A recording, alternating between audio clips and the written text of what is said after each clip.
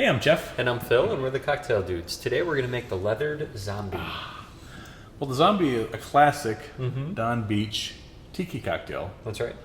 And delicious in itself, but even more so once it has kind of a leathery taste to it from being in that Spanish bota, right? That's right, yep. So we love this cocktail on its own, and you can see our video of the single serving variety. Although it is a lot of work to make a single serving, as you can see all the ingredients I here. know. Seriously. So we like to make it either aged in our wineskin or age it in a barrel, because then we got it all mixed together and we can just tap the wineskin or tap the barrel and enjoy it for many times. And whether it sits in the oak barrel or in the bota, the cocktail mellows out. That's right. Right? It's a pretty powerful cocktail, right? It's called a zombie because when Don served it to this poor sap, it turned him into a zombie, right? Yep. Yeah. Not literally, but maybe so. Well, he said he felt like the Walking Dead. Yeah. So having this stuff sit in the bota or the barrel mellows it out some. And even after a week, it's like, oh, this is really a delightful cocktail, right? It's still very flavorful and complex because it has all these crazy ingredients in them, many of which were top secret, right?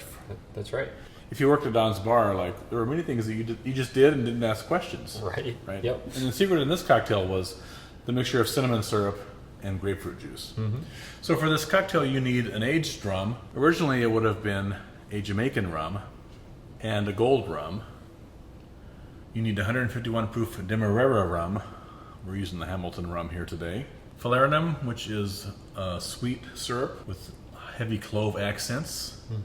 Grenadine. We're using our homemade grenadine here today. You can watch a video to see how to make that, or just use a nice store-bought grenadine. The cinnamon syrup, and we have a video to show you how to make that. It's very simple, but an integral part of this cocktail. Some absinthe, Angostura bitters, and some lactart. Yeah, that's in place of the citrus tart, because when you're aging something, you don't want to use like lemon juice or lime juice or grapefruit juice. And in here, zombie would normally call for lime juice and grapefruit juice.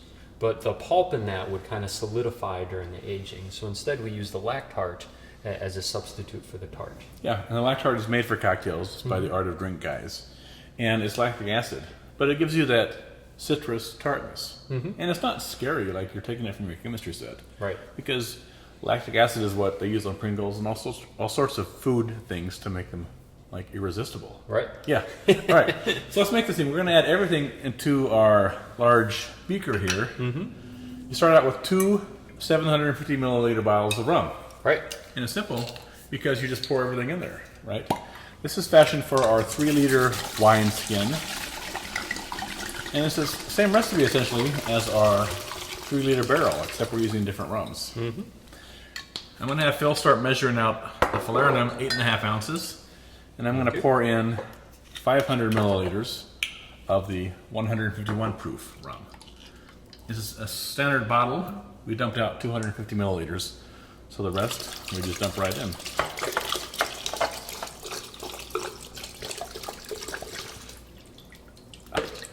There we go. We're going to be drinking all that someday, Phil. I know. Just going to do the grenadine, 3 ounces, followed by 3 ounces of the cinnamon syrup.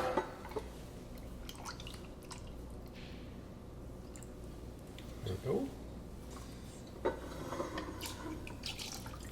We like a nice tart pomegranate grenadine, right?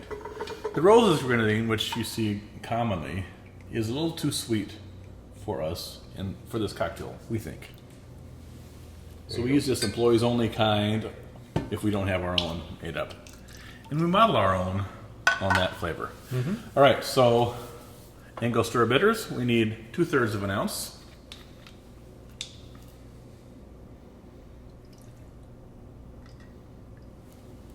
There you go. And then the lactart we're going to put in 2 ounces. That's our citrus substitute.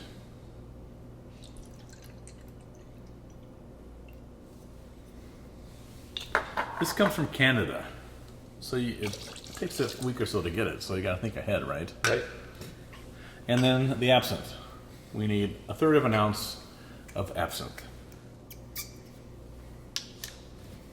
This gives a nice perfumey notes minty, licoricey.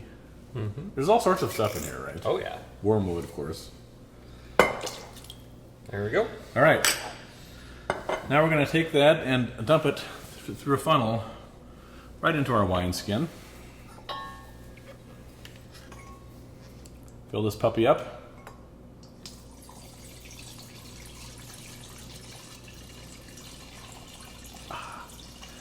And this will sit on the countertop indefinitely. It has a nice strap to it, so if you want to carry it about as you go on hikes or walk around, Phil, I guess you could do that. Right. Let it sit there on the countertop. You'll notice even the next day some leathery notes to it. And it gets more leathery up to about 10 days, 14 days, and then it sort of stabilizes off. If you use the leather wineskin the very first time, it's going to be predominantly leathery. After that first time, it's a little more tame. But to serve this, what we'll do is in a little wine glass or a cognac glass or a double old-fashioned glass, we'll put in a large ice cube and then pour the room temperature cocktail over the ice. And you want to swirl it to allow the ice to melt because it is a high-proof cocktail. So you want to let it sit on the countertop for about 60 seconds and then enjoy it.